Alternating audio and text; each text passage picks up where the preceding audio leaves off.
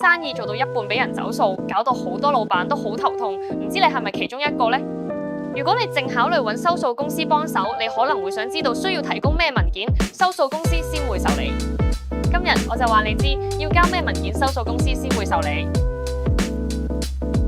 雖然簽過合約係最好嘅證明，但如果冇簽合約，你都仲可以拎其他證明文件。例如，你可以打張單作為證明，只要張單上有清楚列明雙方公司或者人名、提供嘅服務或者貨物項目同金額，就能夠證明你公司同客人之間嘅交易。如果你同客人冇簽約，但係有張單，呢個情況下你仲係可以追嘅。張單上嘅詳細資訊可以幫收數公司向欠債人證明呢筆數嘅存在。但係如果你係個人經營者，例如私人接裝修工程，冇正式成立公司，甚至連張單都冇，咁你就需要揾其他證據。